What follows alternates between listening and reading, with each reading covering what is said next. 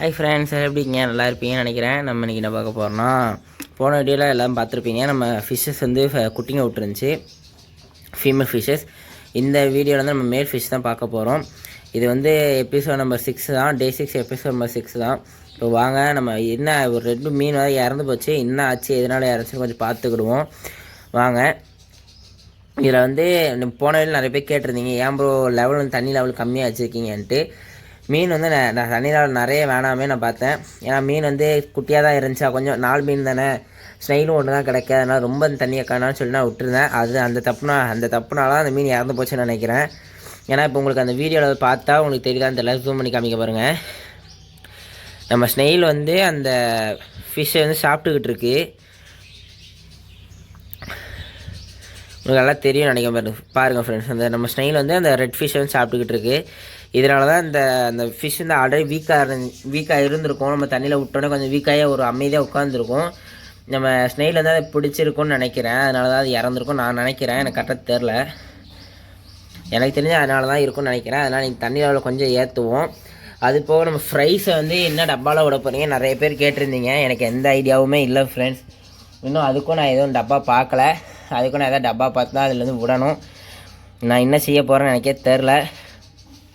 பார்ப்போம் ஃப்ரெண்ட்ஸ், பார்த்துட்டு நான் வந்து உங்களுக்கு சொல்கிறேன் ஃப்ரெண்ட்ஸ். அது போக நிறைய பேர் வந்து ப்ரோ என் மீன்லாம் காணாமல் போயிருது ப்ரோ, நானும் உங்களை மாதிரி ஸ்னெயில் சேர்த்து விட்ருக்கேன், ஒரு 3 நாள் 4 நாள் வந்து கழிச்சு வந்து பார்த்தா சில மீன் காணாமல் போயிருது, என்ன ஆகுதுன்னே தெரில, செத்து போன தடம் கூட தெரிய மாட்டேங்குன்னு சொல்கிறீங்க.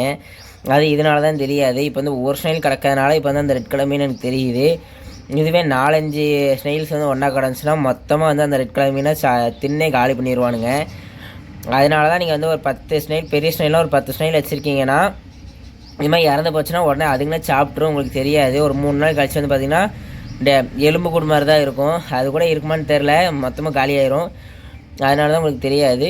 அதனால் நீங்கள் மேக்ஸிமம் வந்து இது மாதிரி ஸ்னெயில்ஸ் வந்து சேர்த்து விடும்போது டெய்லி வந்து கொஞ்சம் பார்த்துக்கிற மாதிரி இருக்கும். அது மாதிரி ஸ்னெயில்ஸ் சேர்த்து விட்றீங்கன்னா கொஞ்சம் வீக்கான ஃபிஷ்ஷஸ் வந்து ஃபஸ்ட்டே தனியாக செப்பரேட் பண்ணுற மாதிரி இருக்கும். குட்டியை விடுற ஃபிஷ்ஷஸ்ஸு, பெரிய தொட்டினா எனக்கு பிரச்சனை, நம்ம வரையில் வந்து நம்ம ஃபீமேல் விட்டுருக்கோம் ஃப்ரெண்ட்ஸ். அது மாதிரி தான் நம்ம ஸ்டைல் விட்டு உள்ள ஃபிஷ்ஷையும் சேர்த்து விட்றோம். அது குட்டி விடுறதுனா பிரச்சனை இல்லை, குட்டிங்க ஓடிடுமே. சின்ன டப்பாலேருந்து ஒரு ஸ்டைல் போட்டு அது கூட சேர்த்து குட்டி விடுற மினி விட்டிங்கன்னா கண்டிப்பாக விடுற குட்டியில் கொஞ்சம் குட்டியை வந்து ஸ்னெயிலே சாப்பிட்ரும். அவன் கொஞ்சம் குட்டிங்களே ஃபிஷ்ஷு சாப்பிட்ரும், மீதி குட்டி தான் உங்களுக்கு வந்து கிடைக்கும். அதனால் மேக்ஸிமம் இப்படி பண்ணாதீங்க, கொஞ்சம் பெரிய ஸ்பேஸாகவே கொடுங்க. மேக்ஸிமம் ஸ்னெயில் வந்து கூட விடாதீங்க. நான் இந்த சின்ன டப்பாலேருந்து இந்த ஒரு ஸ்னெயில் வந்து கடக்கட்டுமேன்னு சொல்லிட்டு விட்டுட்டேன். ஏன்னா இப்போ எதனால் வந்து இப்படி ஆயிருக்குன்னு நான் நினைக்கிறேன், டப்பாலேருந்து எங்கேயும் பாசி இல்லை. பாசி இருந்தால் தான் அந்த ஸ்னெயிலுக்கு வந்து சாப்பாடு. நம்ம சாப்பாடுன்னு எடுத்துக்கிங்க, மேல் மட்டுக்கு தான் கொஞ்சம் தானே இருக்குன்னு சொல்லிட்டு கொஞ்சம் தான் போட்டோம். அதனால ஸ்னெயிலுக்கு சாப்பாடு பற்றிருக்காது. அந்த ரெட்டு வந்து வீக்காக ஒரு சைடாக நின்றுருக்கும். உடனே அந்த மேலே வந்து டார்கெட் பண்ணி பிடிச்சிருக்குன்னு நான் நினைக்கிறேன். எனக்கு தெரிஞ்ச அப்படி தான் இது இறந்து போயிருக்குன்னு நினைக்கிறேன். மற்ற 3 நல்லா ஸ்ட்ராங்காக இருக்குது. இந்த கடையில் இந்த ரெட் கலர் ஒன்று தான் இருந்துச்சு, ரெட் மேலேயும் நான் வேறு கூட எடுத்துகிட்டு வந்திருப்பேன். நல்லா ரெட் மேலாக இருந்துச்சு கடையிலேயே. ஆர்டர் போடும்போது ஒழுங்காக கொஞ்சம் பார்த்து போட்டு வந்துருக்கலாம்.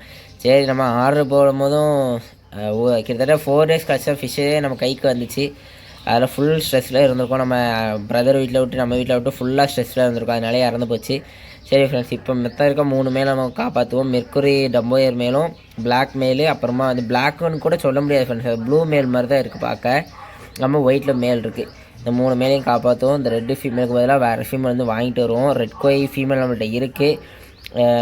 இப்போ வேறு ஒரு 24 ஃப்ரைஸ் நமக்கு இருக்குது. மொத்தம் பார்ப்போம்.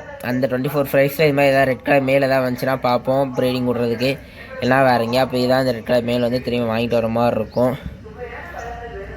சரி ஃப்ரெண்ட்ஸ், இப்போ நம்ம இதை தூக்கி போட்டு இதில் கொஞ்சம் தண்ணி வந்து லெவல் ஏற்றிட்டு திரும்பி எடுத்த இடத்துல வச்சுட்டு இறைய போட்டுருவோம்.